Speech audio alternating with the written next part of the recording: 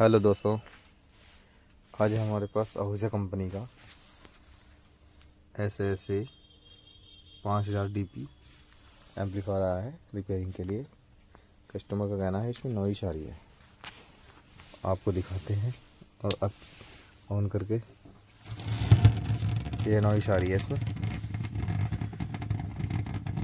जो नॉइस है ये नॉइस आ रही है। इसमें आपको फॉल्ट क्लियर करके दिखाएंगे, वीडियो में बने रहे आप। चल रहा है इसका, हमने ड्राइवर PCB है ये खोल लिया। पहले इसकी ऑडियो के मेन ऑडियो के तार हटाएंगे, उसके बाद दिखाएंगे कि ड्राइवर PCB में प्रॉब्लम है या प्री प्लेट में प्रॉब्लम है, इसकी प्री एम्पलीफायर में प्रॉब्लम है।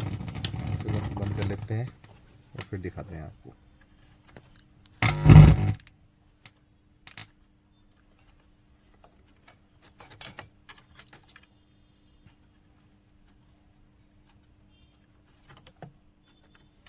तार हटा लेंगे यहाँ से ऑडियो का, तो मैंने हटा दिया, अलग कर दिया। अब ऑन करके दिखाते हैं इसमें प्रॉब्लम है किसमें।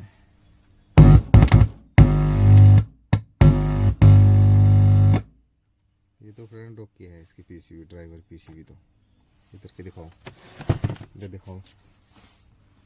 ये ड्राइवर PCB तो इसकी ओके है बिल्कुल। अब क्या है, इसकी जो प्री एम्पलीफायर प्ले आगे बोर्ड लगा हुआ है उसमें प्रॉब्लम है, वो आपको खोल के दिखाएंगे, फॉल्ट क्लियर करके दिखाएंगे। देखो फ्रेंड, जो फॉल्ट आ रहा था इसमें, जो नॉइस की आवाज़ आ रही थी, खर खर की आवाज़ आ रही थी, उसके लिए मैंने इसमें क्या चेंज किया। उसके लिए मैंने इसमें देखो, आप देख सकते हो 2.2 63 वोल्ट में एक कंडेंसर चेंज करा मैंने इसके अंदर। और एक कंडेंसर है इसमें 47 63 वोल्ट, ये वाला फ्रेंड, ये वाला। और ये 18-15 ट्रांजिस्टर लगे हुए हैं इसमें, दो, एक ये है एक वो है ऑडियो के लिए। जो आवाज़ ऐसा आ जाती है ना, जैसे कि FM की आवाज़ आ रही हो, खर खर की आवाज़, नॉइज़ की आवाज़, उसके लिए ये चेंज करने हैं आपको। और एम्पलीफायर बिल्कुल ओके हो जाएगा आपको। मैंने ये चेंज कर दी है और मैं आपको इसको चला के दिखाता हूँ। आप देख सकते हो, मैं इसको चला के चेक कराता हूँ आपको। ये मैंने ऑन कर लिया।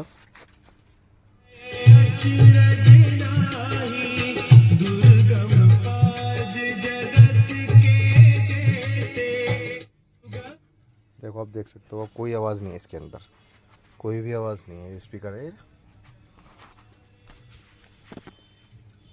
अब बिल्कुल ओके चल रहा है। तो